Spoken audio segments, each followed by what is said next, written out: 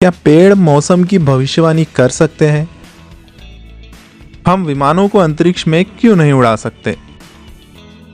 क्या बादलों में जीवन होता है? हम हवा को क्यों नहीं देख सकते हैं? अगर ऑक्टोपस में कोई हड्डी नहीं है तो वो अपने अंगों को कैसे हिलाते हैं? तो दोस्तों, ऐसे ही साइंस से रिलेटेड अजीबोगरीब सवालों के जवाब जानने के लिए हमारे इस चैनल को सब्सक्राइब कीजिए और बेल आइकन को प्रेस करें ताकि आने वाले हर वीडियो की अपडेट आपको मिल सके। तो चलिए दोस्तों, शुरू करते हैं। पहला सवाल, क्या पेड़ मौसम की भविष्यवाणी कर सकते हैं? तो दोस्तों, इसका आंसर ये है कि ऐश से पहले ओक। ये कहावत दावा करती है कि यदि राख के पेड़ों से पहले वसंत में ओक के पेड़ को पत्तियां आती है तो गर्मियों में कम बारिश होगी।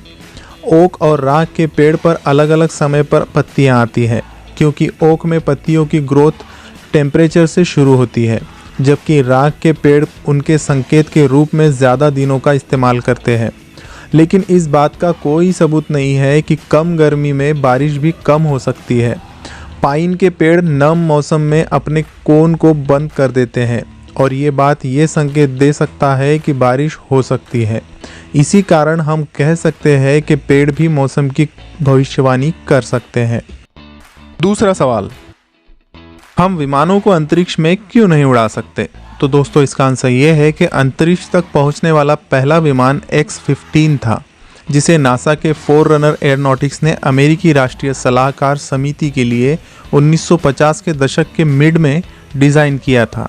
इसने जून 1959 में अपनी पहली उड़ान भरी थी, जिसमें लिफ्ट और स्टेबिलिटी पैदा करने के लिए पतले स्टबी विंग्स का यूज़ किया गया था और इसकी स्पीड साउंड की स्पीड से 5 गुना ज़्यादा थी। साथ ही ये रॉकेट मोटर का एक रिवोल्यूशनरी फॉर्म था जिसका power output conventional aircraft engine से अलग था।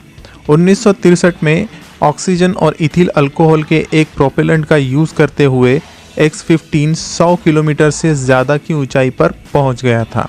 इसी ब्रॉड फॉर्म से उस ऊंचाई के रूप में मान्यता प्राप्त हुई जहां से अंतरिक्ष शुरू होता है और सीखे गए इन्हीं लेसन्स को स्पेस शटल प्रोग्राम आज के अंतरिक्ष यान वर्जिन गैलेक्टिक जैसे कमर्शियल लोकेशंस पर फेडअप किए जाते हैं। इसी रीज़न की वजह से हम स्पेस में विमानों को नहीं उड़ा सकते। तीसरा सवाल, क्या बादलों में जीवन होता है? तो दोस्तों, इसका आंसर ये है कि हाँ, 55 मिलियन टन फंगल स्पोर्स और अलगी इस मात्रा में हर साल एयर करंट्स के थ्रू 2 मिलियन टन तक बैक्टीरिया को वायुमंडल में ले जाया जाता है। इन माइक्रो लाइफ फॉर्म्स को मौसम के एक वाइटल रोल निभाने के लिए भी माना जाता है, जिससे बादलों में वाटर वेपर के कारण बारिश में ज़्यादा से ज़्यादा बार ये लाइफलेस एटमॉस्फेयर में होता है। इसीलिए बादलों में भी जीवन होता है। चौथा सवाल, हम हवा को क्यों नहीं देख सकते हैं? तो दोस्तों, इसका आंसर ये है कि हवा हमारी आंखों के लिए ट्रांसपेरेंट है क्योंकि हमने ऐसे रेटिनास डेवलप किए हैं जो लाइट की वेवलेंथ के प्रति सेंसिटिव है, जो इसके माध्यम से बिना बाधा के गुजरते हैं। अगर ऐसा ना हो तो हम कुछ भी नहीं देख पाएंगे। हवा सिर्फ चलती हवा है जो वायुमंडल में दबाव के अंतर के कारण बनती है। उच्च दबाव वाली हवा की तुलना में कम दबाव वाली हवा थोड़ी कम घनी होती है और इसमें कम रिफ्रैक्टिव इंडेक्स होता है, जो लाइट रेज के वेज को थोड़ा प्रभावित करता है। वायुमंडल में छोटी डिस्टॉर्शंस के कारण आकाश में ट्विंकल तारे देख सकते हैं और जब आप ज़मीनी स्तर की वस्तुओं के साथ प्रभाव का निरीक्षण करते हैं तब वो बहुत पास होते हैं और आपका मस्तिष्क आपकी आंखों से संकेतों को पॉसिबल बैलेंस इमेज के रूप में पेश करता है, लेकिन आप बालों, पेड़ों और बादलों की आवाजाही से हवा को देख सकते हैं। पांचवा सवाल, अगर ऑक्टोपस में कोई हड्डी नहीं है तो वो अपने अंगों को कैसे हिलाते हैं? तो दोस्तों, इसका आंसर ये है कि ऑक्टोपस के वेपन्स हाथी के ट्रंक, स्नेल के पैर और इंसानों के टंग की तरह काम करते हैं और इसे हाइड्रोमस्क्यूलर हाइड्रोस्टेट्स कहते हैं। इन संरचनाओं में लगभग पूरी तरह से घनी मांसपेशियां होती है।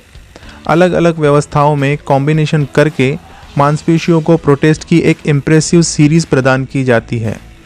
जब ऑक्टोपस सी बेड के साथ क्रॉल करते हैं तो वो अपनी बाहों में लंबाई और क्रॉस वॉइस मांसपेशियों को कांटेक्ट करते हैं, बदले में अपनी बाहों को छोटा और बड़ा करते हैं और वो अपने मांसपेशियों के फाइबर्स के सेट्स को श्रिंक करके अपनी भुजाओं को मोड़ते हैं, जो उनके चारों ओर तिरछे लपेटते हैं। इसी वजह से उनमें हड्डियां ना होते हुए भी ऑक्टोपस अपने अंगों को हिला सकते हैं। दोस्तों, आपको हमारा ये वीडियो कैसा लगा आप हमें कमेंट करके बता सकते हैं। अगर अच्छा लगा हो तो लाइक और शेयर ज़रूर करें, जिससे आपको नॉलेज मिलती रहे और हमें मोटिवेशन। Thank you.